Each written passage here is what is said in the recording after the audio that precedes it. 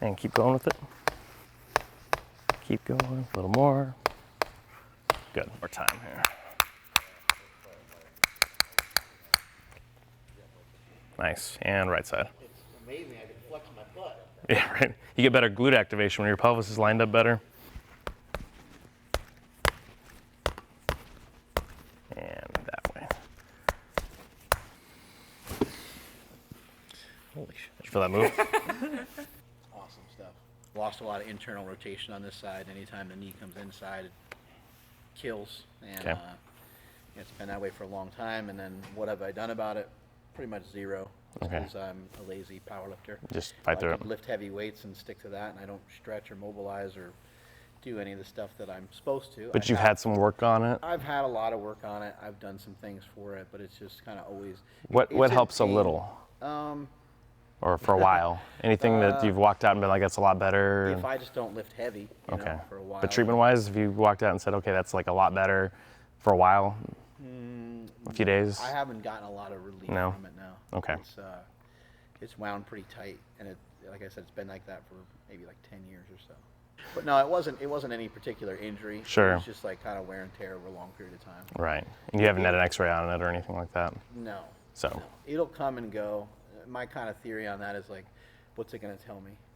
Right. It's going to tell me I'm screwed up. Which you already know, right? Yeah. There's wear and tear on it. Your labrum is probably damaged. You've got some arthritis in there. I don't have anything before that to compare it to either. Right. And that's, if you guys know the research on a lot of those injuries, like a lot of people have silent deformities, whether it's disc herniations. 82% of people that have never had back pain have disc bulges or herniations. Right. So when you hurt your back and you go get an MRI, was it there before? Well, we don't really know. Right. Same thing with labral tears, meniscus tears, rotator cuff abnormalities. Like 90% of people that have never had shoulder pain have some sort of rotator cuff abnormality. So now when their shoulder starts hurting, is that what's causing it? Well, maybe. Yeah, right. Well, and it just gives you verification too. You're like, I knew that thing was messed up. Well, and it can create that, what they call the nocebo effect in your head too. Like I had this with my hip, because we did radiology rotations, and I never had problems with my hip before, but we MRI'd it, and it turns out I have a labral tear in there. Within like a week, my hip started aching and hurting. Yeah. It's kind of just been there in the background. And the crazy thing is I know the statistics, and I can't overcome my subconscious mind that wants to tell me that something's hurting now. There was no injury, You gotta get up off the couch and you go, you make those old guy noises. Well, that's how opioids work. They work here. They don't work at the tissue level. Like an anti-inflammatory actually works at your tissue level. But an opioid works at your mu receptor in your brain. It basically tells you that things aren't hurting. So pain is designed evolutionarily to tell you something's wrong to protect you. So if you're bleeding or if something's biting you, that you might die. Right. But it can run away out of control too, just like anything, just the way our brain is wired for anxiety and depression and things like that. You can also fixate on pain and create plastic pathways. Neither here nor there. Yours is obviously much more mechanical. So let's take a look.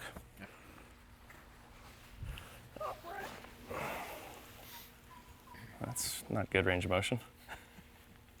So you can't squat unless you have a lot of weight on your back, yeah? Pretty much. You can't squat with your body weight? Right. Yeah, it's hard to get a little parallel. You gotta have 315 to even start to go down in the hole? Maybe warm up and then get there, Yeah. This side feels fine. Like you can push on that. It doesn't hurt. Does that feel like the limitation is almost coming from across the hip, like through your groin? Yeah, it kind of feels like it's almost from the other leg. Yeah. That's what it feels like to me too.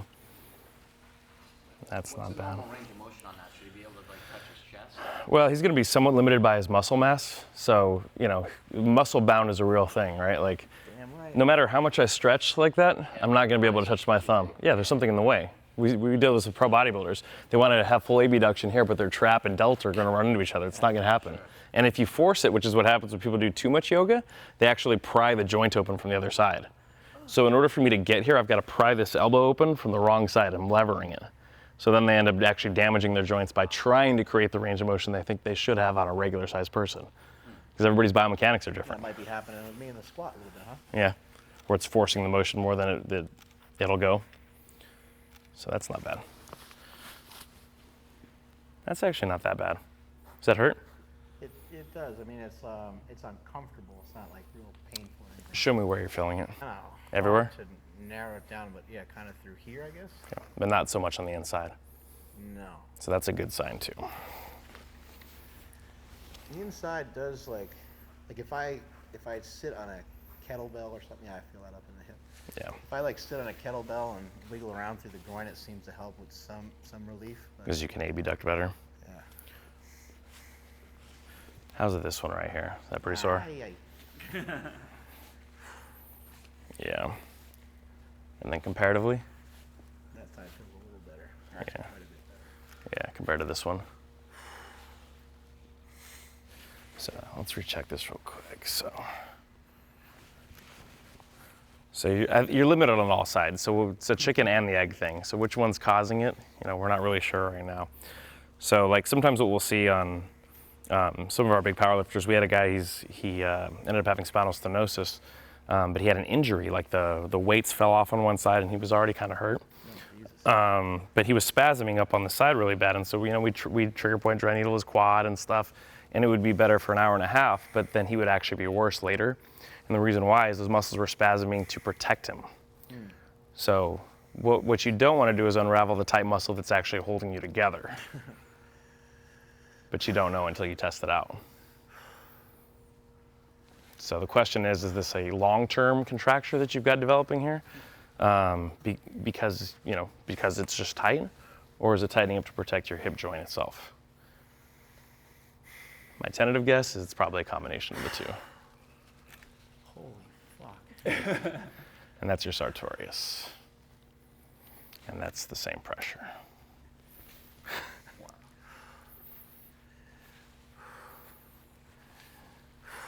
So good.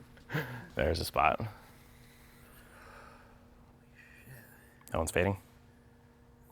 Yeah. Okay, and we'll work our way all the way up. So, adductor, quad, not so bad. Sartorius, so bad.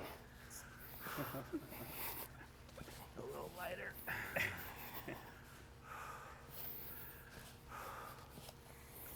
Holy shit.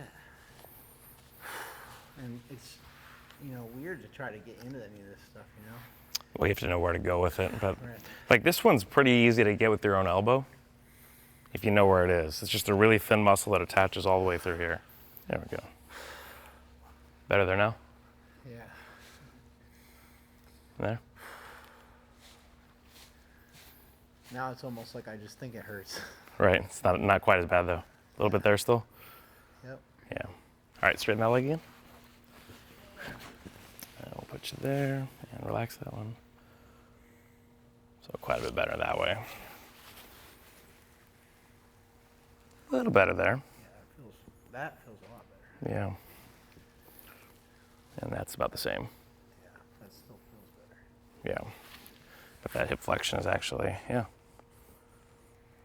That feels pretty decent there compared to normal? Yep. Yeah. Okay. How about that one? That one pretty rough or no? Pretty bad. I just have a lot of meat on my butt, so it's not too horrible. How about that one? Yep. That one's worse? Yeah, right there. It's hard to relax. It's thumb in my butt. True story. It's starting to clear up better. Feel that movement? Yep. This little muscle right here attaches from the sit bone to the side of the femur. So it's an external rotator of the hip, but it's a small external rotator of the hip. It's not like the glute max or the piriformis. So a lot of times people will think they're having hamstring issues and they'll stretch their hamstring, roll their hamstring, but it never gets better. That tells us it's a quadratus femoris issue here, which is a combination of rectus femoris and quadratus lumborum. These things just kind of glom together at some point when they start getting messed up. Yeah, they synergistically tend to be tight. That's why I know which two to go for. Now you gotta buy me dinner for getting that stuff. Yeah, that one's real rough. So that's gracilis. Yeah, that's pretty wild. That's pretty crazy. But I do feel a difference, even in just that little bit of work that you do. And we've done 2 muscles so far. Yeah. So horrible, right? But relatively, like the pressure, that's the same pressure. That's crazy. Yeah. Right. That's wild. And the reason why muscles hurt when they're shortened, like if you think about a muscle fiber, it's got little nerves innervated throughout it and they're spread out. So the closer they get together, the more nerves are there. So pound per square inch wise, when I press down on it with my finger, more of those nerves fire. Right. When it's elongated, I'm not going to get any of those. I see. So when the muscle hurts when you push on it, it means it needs more. When it feels good, it means you don't need it. I see. Yeah, that makes sense. So people with bad posture, their rhomboids are overstretched. So when somebody pushes on it, it shortens it temporarily, and so it feels good while they're pushing on it. But that's actually deactivating a muscle that's already too weak. Right. So they'll just keep hammering it and hammering it and hammering it, and they feel better for like 10 seconds, and it gets worse.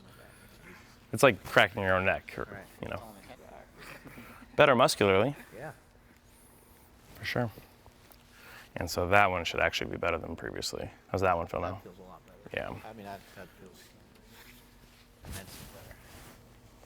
The kids say mad decent. Mad decent. Feels mad decent. Yeah. But it's kind of just a hip flexor, or what do you got here? I'm getting TFL. That feels like it's helping a lot. Yeah, it's starting to open up. So anything that I can improve on with muscle work, you can improve on. You just need to know where to work. And it doesn't have to be often. It's like brushing your teeth a couple times a day, 5 minutes. Yeah. There we go. So that's already quite a bit better there. Quite a bit better there. So I actually think a lot of this is muscular,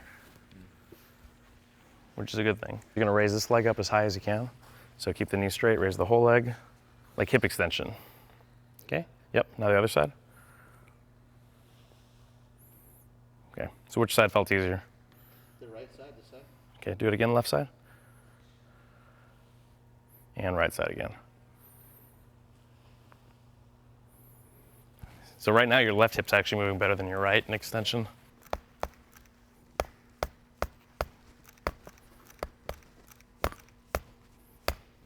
Okay, let's go this side up again. Good, and right side. Good, better. Okay. And we'll go there. Really weird.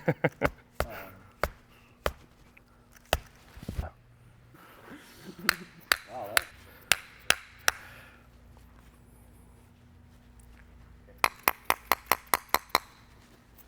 Okay, let's do the side again. Nice, and right side. It's amazing. I can flex my butt. Yeah, right. You get better glute activation when your pelvis is lined up better. And we'll do one more time here. Okay, and again. So why is lifting of the leg like to see where the bar is set? Well, we're seeing where his hip extension is at. So particularly if people with SI joint, it tells us where the pelvis alignment is. So in his case, he has a left posterior tilt on the pelvis and his spine is twisted the opposite way. So his L5 is twisted this way with his pelvis and the left side is tilted back. So take a few steps and see if that feels better, just walking around. I mean, a lot of the pain when I was describing the pain to you in my hip, it feels quite a bit better. Lighter. I mean, already. Yeah, it just feels like there's a lot of tension taken out of it. Right. Almost immediately. And like even just having my feet straight, sometimes that kind of hurts this hip. I'm not feeling that at all. And that feels better there. And even just being wider doesn't hurt, which is weird. I can lift weights again. Yeah, not bad there. Yeah, feels good. Thank you. Yeah. So you're going to internally rotate this leg a little more. And keep going with it. Keep going. Keep going. A little more. Good. Not bad. Not bad. Not bad. How about that one? That feels a lot better. Yeah. Going out, I feel it a little bit kind of Through the groin. So it's more there. Sorry. It's that one.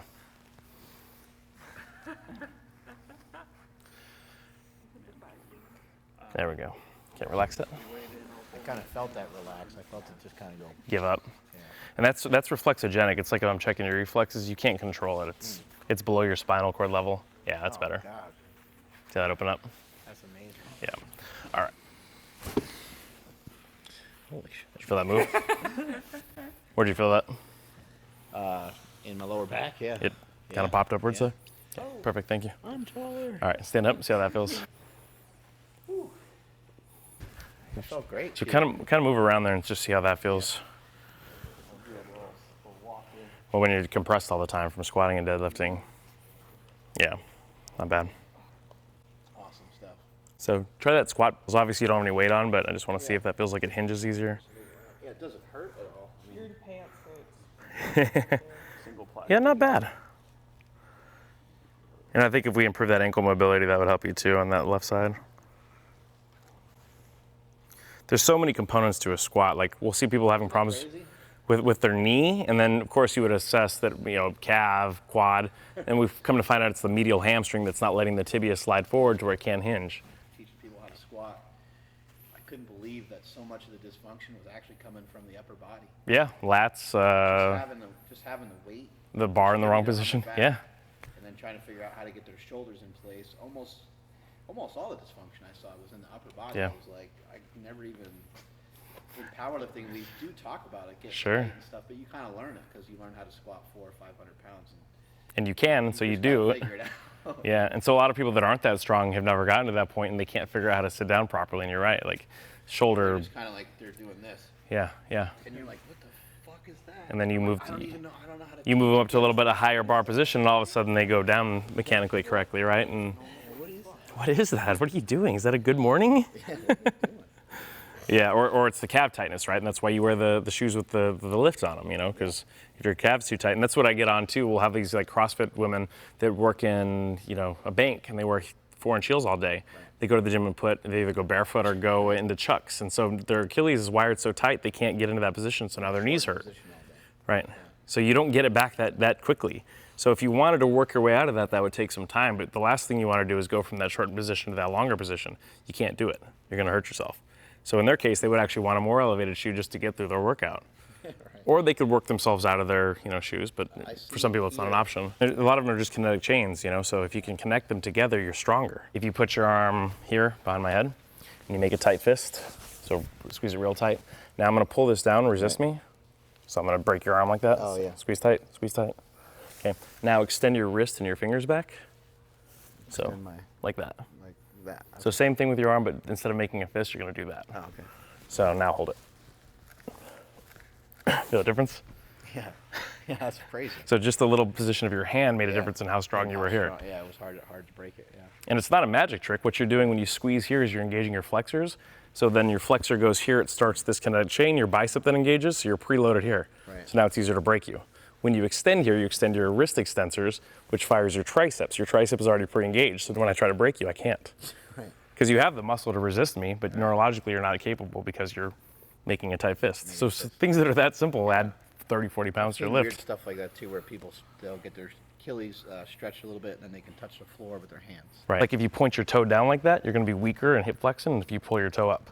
Right. Same way. So that transitions over a lot into a deadlift on like if you engage your tibialis anterior versus if you're pushing down onto the floor. That changes what happens at your hips.